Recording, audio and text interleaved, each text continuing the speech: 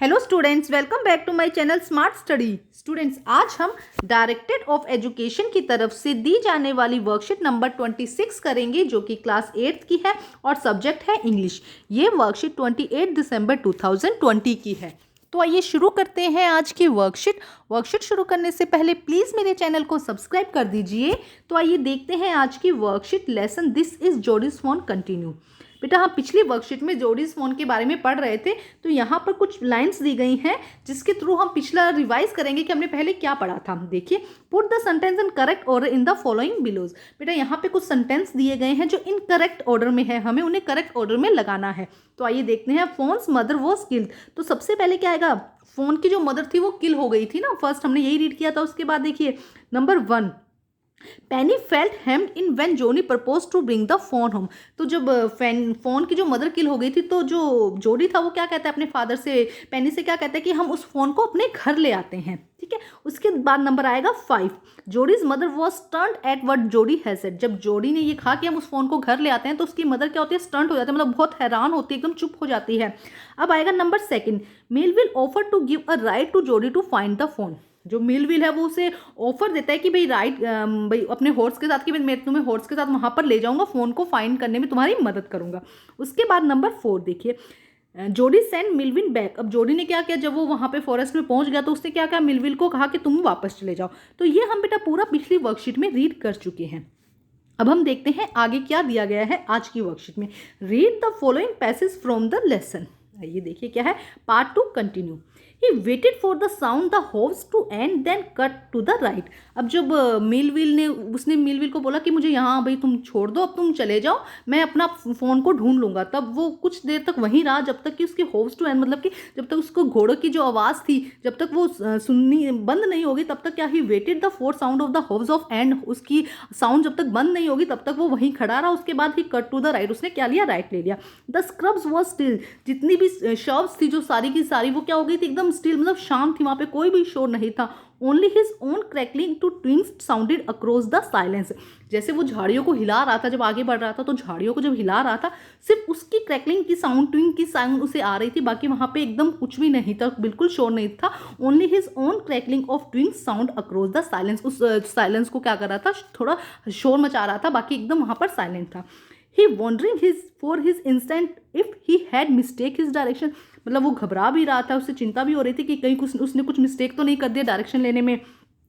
Then a buzzard rose in the front of him and flapped into the air. तब उसके सामने buzzer, मतलब देखो ये बाज, इस तरह का बाज उसके सामने आता है, फ्रंट ऑफ हिम उसके सामने आता है, and flapped his air into the air, मतलब अपने जो पंख है वो क्या करने लग, फड़फड़ाना शुरू कर देता है। He came into the clearing under the oak. अब वो क्या होता है? वो फटाफट क्या करता है? क्लियरिंग एरिया में अंडर द ओक के नीचे वो वहाँ पर चला जाता है। उसको जो बाज है उसको देख कर वो क्या कहता है? He came into the clearing under the oak, oak के पास में चला जाता है। Buzzard set in a circle around the carcass of the doe. Carcass मतलब कि बेटा जो डेड बॉडी थी, जो डो की डेड बॉडी थी, उसके सामने उसके आज मतलब सर्कल बना लेते हैं। जितने भी बजर्ड होते हैं उसके सामने उसको खाने के लिए क्या करते हैं? एक सर्कल बना लेते हैं। देखो यहाँ पे आपको इस पिक्चर में नजर भी आ रहा है। They turn their head on their long scrawny neck and hissed at him. जब जो जोड़ी है वो उसको दिखाई देता है तो सब क्या करते हैं? अपनी गर्दन उठा के उसकी तरफ देखने लगते हैं और हिज्ड, उसकी एक तीखी सी साउंड, जैसे हिज्ड करके साउंड निकालते हैं जोड़ी के लिए। He throw his bow at them. अब जो जोड़ी के पास, जोड़ी क्योंकि छुपा हुआ होता है, उसके पास में एक बो, मतलब कि एक लकड़ी की लंबी लकड़ी, जैसे पेड़ की शाखा होती है ना, इस तरह की झाड़ थी उसके पास में। वो क्या करता है? He throw his bow at them, उन पर फेंकता है उसको। And then they flew into the just tree. और क्या करता है? अपने जो पास वाले ट्री के पास में क्या, जिससे जब उसको फेंकता है उसको, तो जो जितने बर्ड्स थे वो क्या करते हैं? उड़कर जो साथ में नियर बाय जो ट्री होता है उस पर क्या कर जाते हैं? फ्लू कर जाते हैं, उस पर उड़कर बैठ जाते हैं। The sand show large cat print but the big cat kill fresh. देखो क्या कह रहा है कि अब जब जोड़ी उसको ढूंढने की शुरुआत करता है तो उसको कैट के फुटप्रिंट जो है वो नजर आते हैं, बिग कैट के फुटप्रिंट नजर आते हैं। लेकिन जो कैट होती है वो क्या करती है? फ्रेश मीट खाती है। And they had left the do for the carrion birds. और वो क्या करते हैं? जो फ्रेश मीट खाती है और जो बचा हुआ जो खाना होता है वो कैरियन, मतलब जैसे कि बाज और इन सब के लिए छोड़ देती है। नेक्स्ट देखिए क्या दिया गया बेटा। He parted that the grass at the place where he had seen the fawn. अब वो उस जगह पर जाता है जहां पर उसने फोन को देखा होता है। It did not seem possible that it was only yesterday. उसको लगता है भाई ऐसा पॉसिबल ही नहीं है, जो उसने कल ही सीन देखा वो आज इतना चेंज हो गया। It did not seem possible that it was only yesterday. The phone was not there, वहाँ पर फोन नहीं होता है। ही सर्कल द क्लियरिंग, मतलब वो उसको साफ भी करता है, ढूंढने की कोशिश करता है। He clearing the he circle the clearing, मतलब वो साफ भी करके उसको, मतलब झाड़ियों को हटा के देखने की पूरी तरह से कोशिश करता है, बस उसको वहाँ पर कुछ नहीं दिखाई देता। There was no sound and no sign, वहाँ पर कोई भी साउंड नहीं होती और कोई भी साइन नहीं है कि उससे पता चले कि फ़ोन कहाँ पर है। The buzzard clacked their wings impatient to return their business. अब देखो जो बजट जब उसने वो फेंकी थी, थ्रो किया था, वो जो लकड़ी थी, शाखा थी, जो जब उसको थ्रो किया था तो सारे के सारे जो बजट थे, जो बाज थे, वो क्या हो गए थे, ट्री पर चले गए थे। तो अब वो क्या थे, बहुत इम्पेशेंस हो रहे थे और विंग को उन्होंने अपने फड़फड़ाया और वो अपने खाने, मतलब अपने खाने के पास वो जाना चाहते थे। ही रिटर्न टू द स्पॉट, वो वापस वहीं जाना चाहते थे। He returned to the spot where the phone had emerged and dropped on the old floor, stirring and the sand for the small footprints. He returned to spots where the phone had emerge and it dropped on fall. अब वो देखो जो जोड़ी है वो वापस वहीं उसी जगह पर आता है जहाँ पर उसने फ़ोन को लास्ट टाइम देखा था, और स्टडी द सैंड और द स्मॉल होल प्रिंट्स, मतलब उसके फ्रूट प्रिंट्स को देखना चाहता है कि कहीं उसके पैरों के कुछ निशान मिल जाए जिससे कि वो फ़ोन को ढूंढ सके।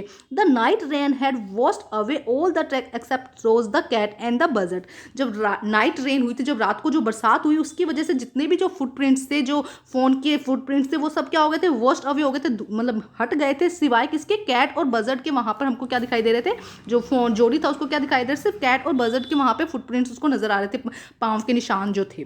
तो देखा किस तरह से जो जोड़ी है वो ढूंढने की कोशिश कर रहा है। अभी उसने मिलविल को भी वापस भेज दिया और वो खुद ही ढूंढ रहा है। तो आइए देखते हैं आगे क्या क्वेश्चन आंसर दिए गए हैं इससे रिलेटेड।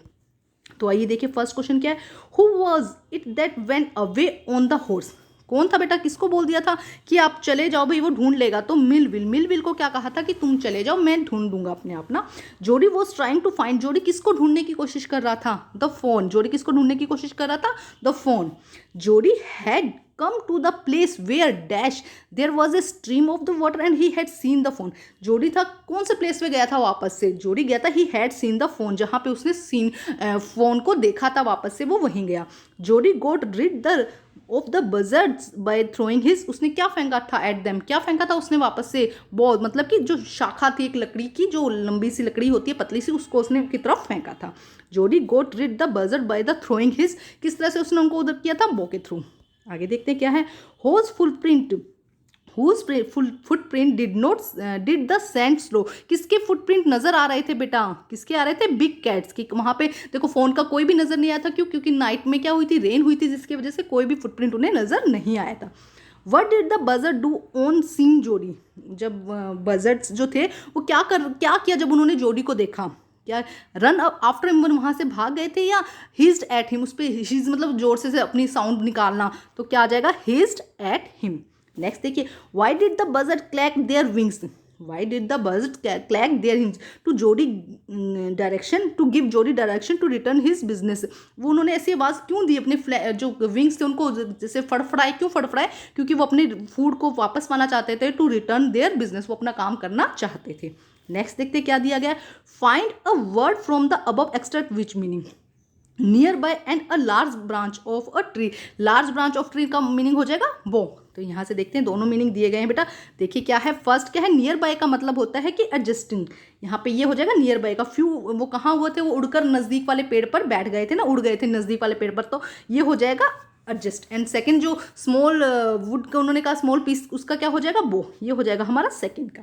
ठीक है, एक सेकेंड, हाँ जी बेटा, ये हो जाएगा हमारा फर्स्ट का, नियर बाय का ये हो जाएगा, एंड सेकंड का हमारे ये हो जाएगा। तो यहाँ से आप कर लेंगे। तो बेटा आज की जो वर्कशीट है अंडरलाइन कर दिया गया है, देखो ये रहा अंडरलाइन किया हुआ। तो आज की जो वर्कशीट है वो कंप्लीट होती है। वर्कशीट कंप्लीट करके अपने टीचर से चेक कराइए, और प्लीज़ मेरे चैनल को लाइक कीजिए, सब्सक्राइब कीजिए और शेयर कीजिए। Thank you students.